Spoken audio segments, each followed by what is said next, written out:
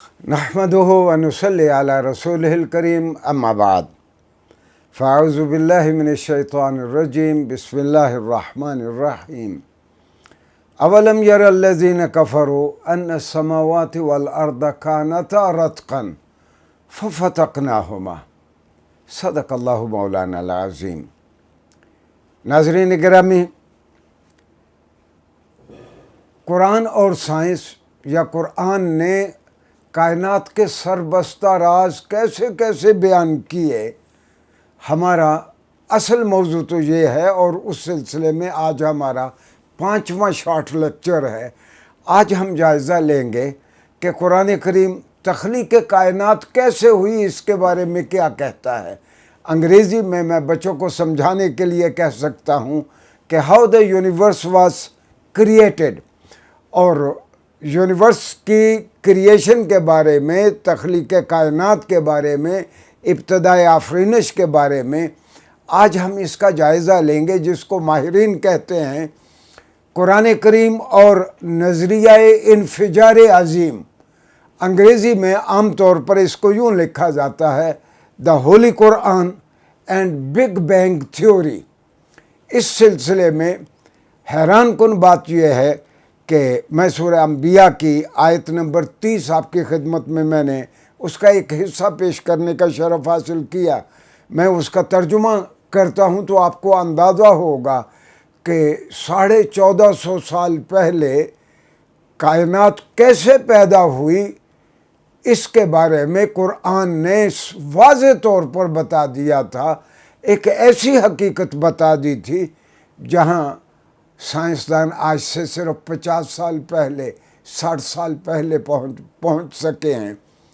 قرآن نے کہا کہ یہ کافر لوگ یہ کیوں نہیں دیکھتے، ان کو یہ دیکھنا چاہیے کہ ہم نے زمین اور آسمان کو کیسے پیدا کیا۔ زمین اور آسمان تو باہم جڑے ہوئے تھے، ایک دوسرے میں پیوست تھے، ہم نے ان کو الگ الگ کر دیا۔ یہ قرآن کا بیان ہے، اور اس میں کلیدی لفظ جو قرآن نے استعمال ہوا اس آیت میں کہ اولم یر الذین کفروا ان السماوات والارض کانتا رتقا، کہ آسمان، ساتوں آسمان اور زمین رتق تھے۔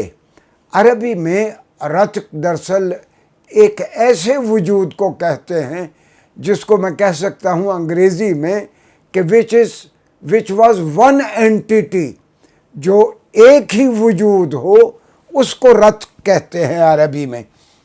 ہاں، اگر اس ایک وجود کو جو سنگل اینٹیٹی تھا، اگر اس کو توڑا جائے تو وہ کئی حصوں میں بکھر جائے، یا 2 حصوں میں بکھر جائے، یا بہت سارے حصوں میں بکھر جائے، اور جتنے بکھرے ہوئے حصے ہیں وہ بھی اپنی اپنی جگہ اپنے وجود کو باقی رکھ سکیں۔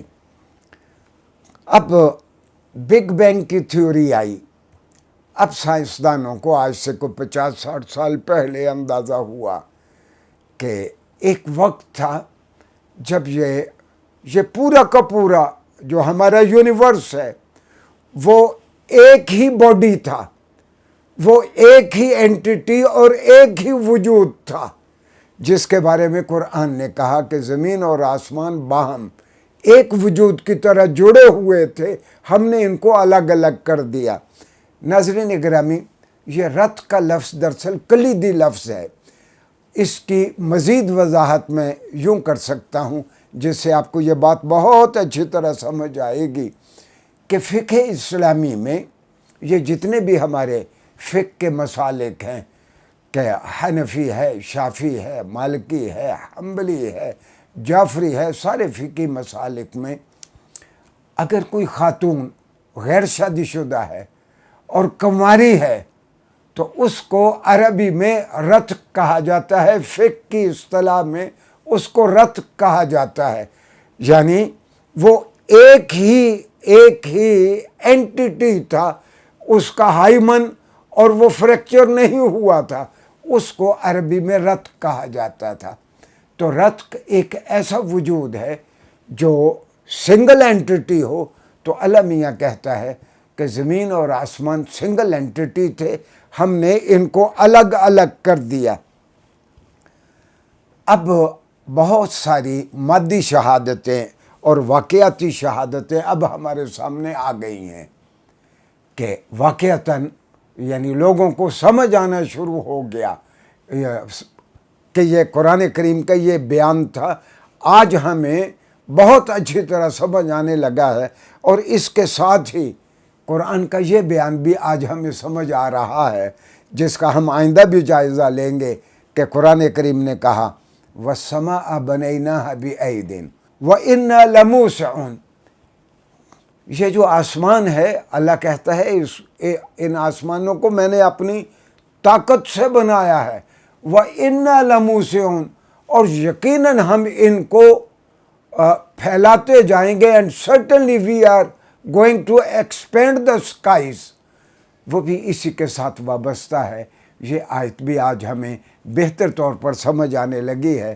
اس کا جائزہ ہم الگ طور پر آئندہ کسی شارٹ لیکچر میں بھی لیں گے۔ شکریہ جی۔